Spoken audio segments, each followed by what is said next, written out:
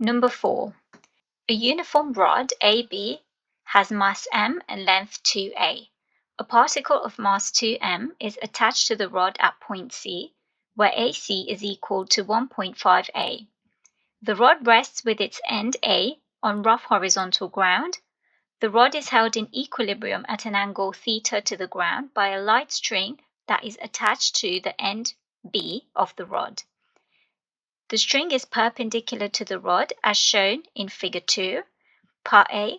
Explain why the frictional force acting on the rod at A acts horizontally to the right on the diagram.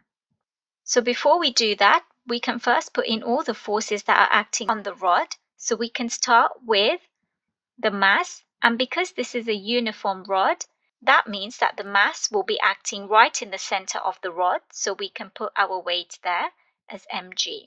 The length of the rod is 2a, which means that the length from A up to the middle of the rod is going to be A, and the other half is going to be A. We're then told that AC is 1.5, meaning 1.5 A, so we can therefore split the second length of the rod from the center to B, and we know that from the center to C is now going to be a half of A, and CB will therefore also be half A. The particle at C has a mass of 2m, so the weight acting there will be 2mg.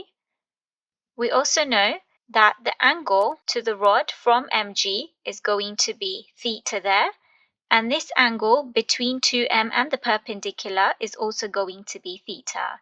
Because there's a light string attached at B, that means there's going to be the tension force acting on that string there. And because the rod is in contact with the ground at A, there is going to also be a reaction force there. So the angle there is also going to be theta, and the angle between the perpendicular to the rod and R is also going to be theta. We also know that the horizontal and vertical components of T will be acting in these two directions, and because the question is saying that the rod is held in equilibrium, that means the only other horizontal force that should be acting on this to keep the rod in equilibrium will be the friction force, and it would have to act in the opposite direction of the horizontal component of tension. So in order to answer part A, we would say that the rod is being held in equilibrium, and the only horizontal force that acts on this rod is the horizontal component of the tension in the string, which is acting to the left. Therefore, the frictional force has to be acting to the right. We're then told that the tension in the string is T. Show that T is equal to 2mg cosine theta. So in order to do that, we would take moments about A, and in the clockwise direction, we have the force mg, so we can write that as A mg cosine theta.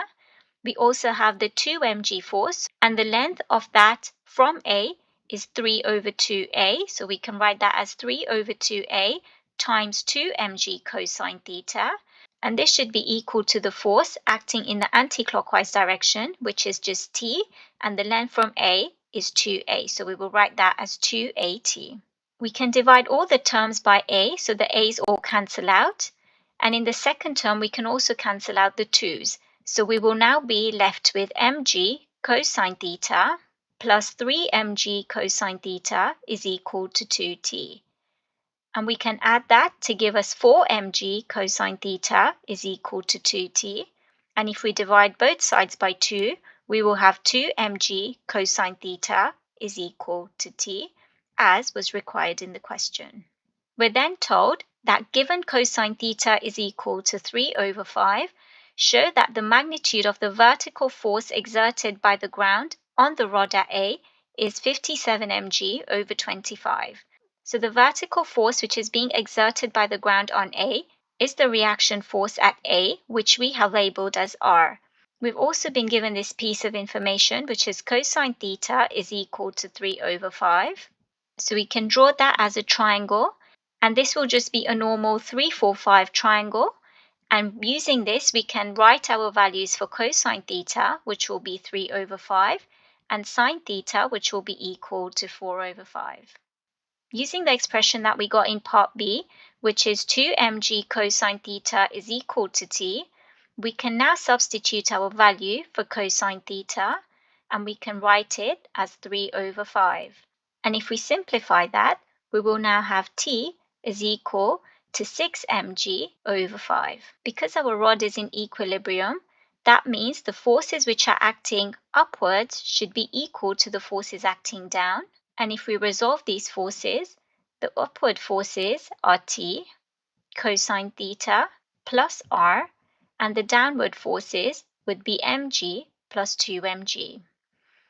We now have an expression for t, so we can substitute t into this equation as 6/5 mg, and we can also substitute the value for cosine theta as 3/5 plus r, and this is equal to mg plus 2mg, which gives us 3mg. So 6mg times 3 gives us 18mg, and 5 multiplied by 5 will give us 25, plus r is equal to 3mg. To find r, we would therefore now minus 18/25 mg. So if we do 3mg take away 18/25 mg, this now gives us r as equal to 57 mg/25, as required. The question then says the coefficient of friction between the rod and the ground is mu.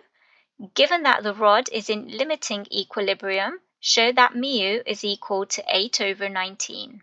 So for part D, if the rod is in limiting equilibrium, this implies that the frictional force is equal to the coefficient of friction mu multiplied by r. Because our friction is acting horizontally, we can therefore resolve forces horizontally by saying that the forces acting to the left will be equal to the force acting to the right.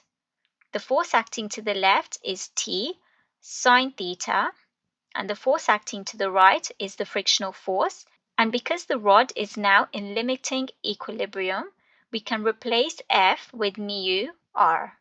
We can now also substitute t with the expression that we got, which is 6/5 mg.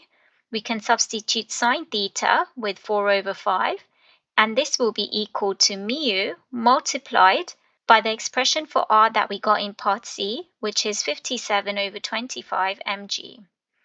So we can cancel out the mg's on both sides, and if we work out 6 times 4, that is 24, and 5 times 5 in the denominators gives us 25, and this is equal to 57/25 mu. If we multiply both sides by 25, the 25's cancel out in the denominator, and we'd then be left with 24 is equal to 57 mu, which means that mu will therefore be equal to 24/57, and if we divide both of these by 3, we will get this as equal to 8/19 as required.